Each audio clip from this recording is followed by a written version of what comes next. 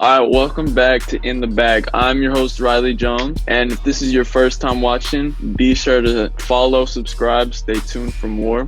And I hope everybody's staying safe during the Corona apocalypse. We have a little bit of a different setup, but stick with us here. And today we have a very special guest, Richie Hidalgo.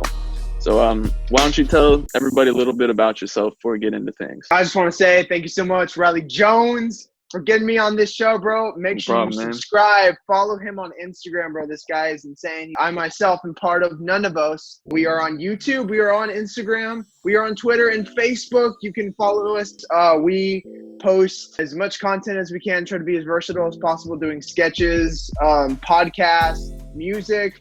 We do a lot of stuff. And we are just off the walls right now because of all the sicknesses and stuff that's going on with the corona apocalypse, as Ravi said. I haven't heard that one before, but I'm gonna say it from now on. But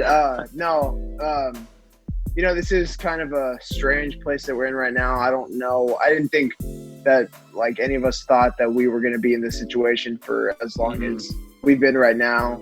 So I guess as artists, this is a good situation and a bad situation. What you got, Riley? What you got? Hit me up with those questions, bro. Let's get into it. So how are you keeping busy during quarantine with None of Us and just your personal self and development? How are you keeping busy?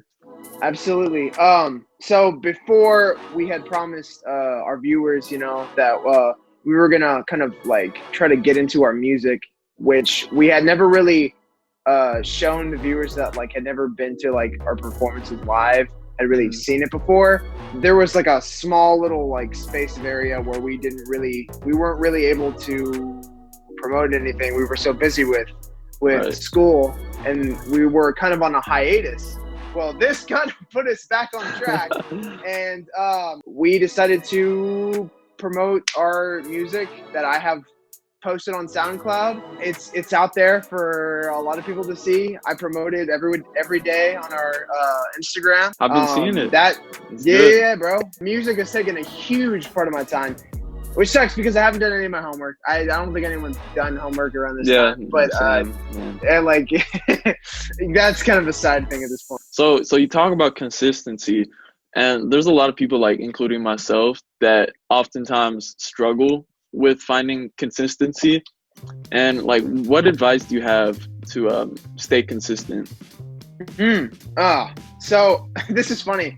My dad is the greatest businessman that I know. He has kind of those mottos or those push harder 100% thing. He has those all over my room. Those really shape me to the persona that I have, where I want to drive and just keep doing. I admit that is a good question, especially because with those saying be consistent is different than actually being consistent, because it's actually very exhausting.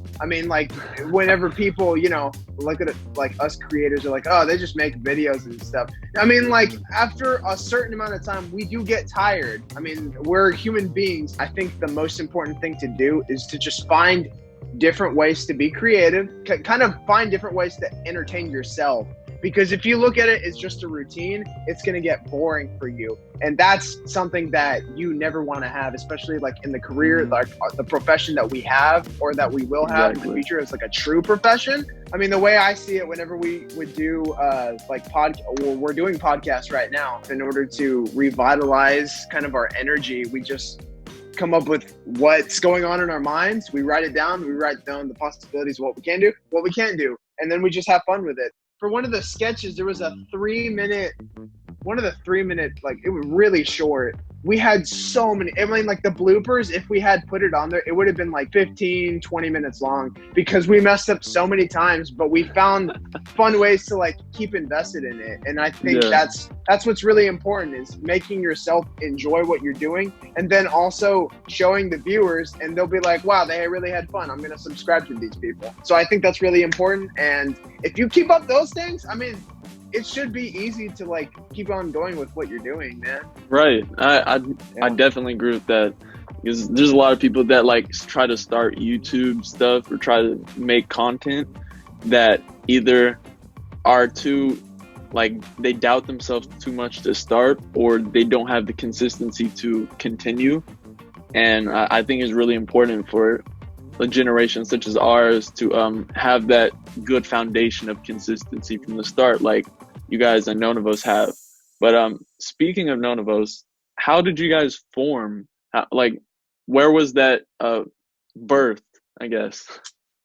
We were originally just supposed to do sketches, and we were trying to implement music. One of our friends, Julia Murray, was the person that was writing all of our music. We had performed live at a couple of places. Really? Yes, we performed some places in Texas. And, we felt pretty good about it. We were originally supposed to just be a band. And then I bumped into my friend Lauren, and I found out she has her own YouTube channel, Lauren Domo. It's a completely separate thing. She does like jokes, memes, like she does one of those like compilation videos, but they're really good. So like we figured like she could be our editor if we were to do something. And I had a conversation with MicHill about like our past on my Instagram live. I had met Aaron a long time ago, and we acted together, and we really enjoyed the company. We became best friends, and we decided a long time ago, we were like, we should do a YouTube channel. We didn't know what it was going to be about. We didn't know how seriously we were going to take it. And whenever all these people that we found started clicking together year after year, until finally after we graduated high school, Aaron took a gap year. And so we were like, you know what, let's just do this. Like, let's find some people and just figure it out. I think, 6 months later, I'm bad at math.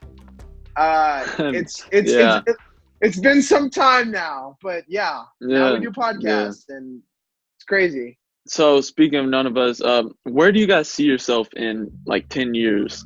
What do you guys see yourself doing down the line? I mean, we can interchange it 10, 5. We really do like, creating content for people on the internet, and I like where we are right now. As far as like an ending space for YouTube, like I'd never want to leave like permanently, but I do think like whatever happens, I want more opportunities in the film and TV industry.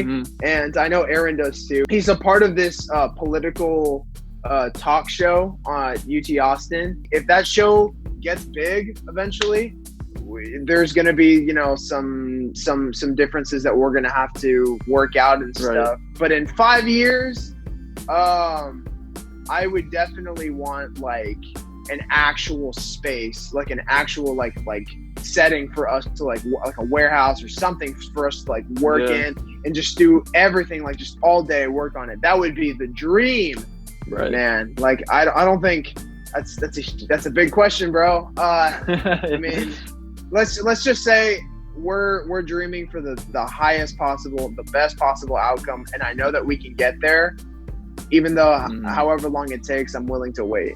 So you talk about acting a lot. For those that don't know, we both are fellow actors, and we both go to University of Texas at Arlington. So there's that. But what is your favorite part about acting? I've been acting since I was 6 years old, pretty much. I've been pretty much performing my entire life. It's just such a wonderful art.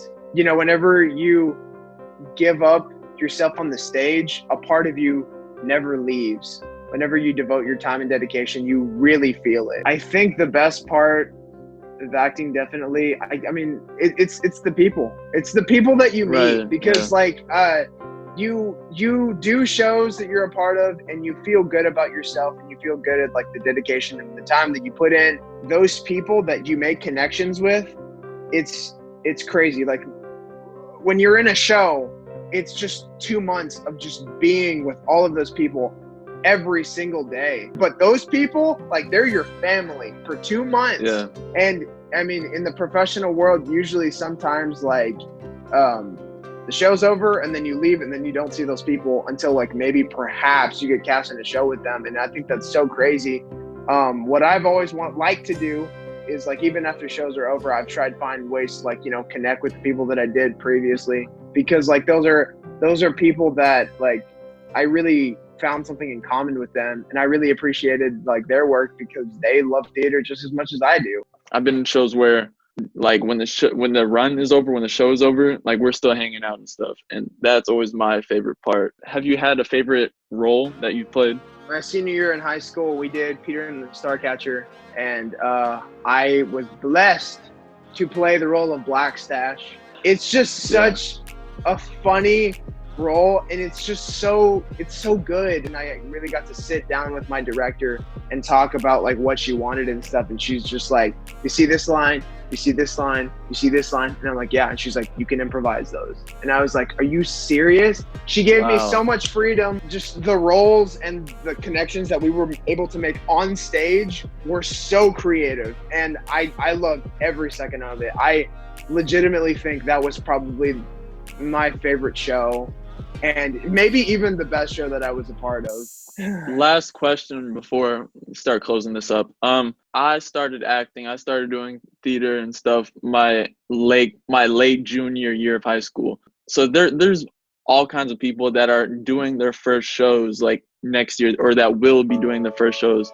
What advice do you have? What advice can you give to someone that is just getting into acting? I think the most important thing about acting, and this kind of intertwines with the factor about comedy, because I do think nowadays comedy is becoming a huge portion of theater now. For all of those people that think, oh, I can't do comedy, or I think I'm really good, but I'm not sure, y'all need to stop. Just be confident in yourself as a person. Forget about the acting. You need to know what you're capable of doing, what you bring to the table. Be happy about it, be proud of it, be confident of yourself, and you just go out there and you kill it, bro. If you second guess yourself, if you doubt yourself for any second, it's over. You've lost yourself mentally. You have to have the strongest will in the audition room, in the rehearsal space, before shows, because if you don't, then you're not going to make it in the real world. That people will eat you alive. And I know that for a fact.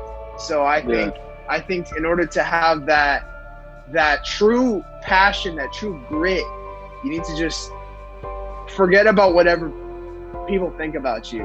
It doesn't matter. Know that you're special, because there's not a single person out there that's just like you. Confidence is key for everyone out there.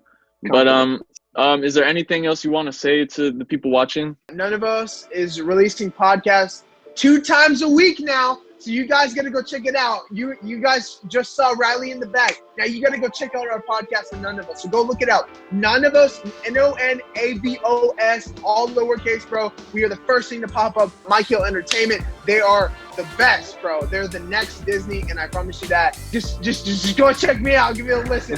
There's not a lot of songs. Just hit us up, bro. Hi, my name is Richie Hidalgo, and I'm in the bag. Boom.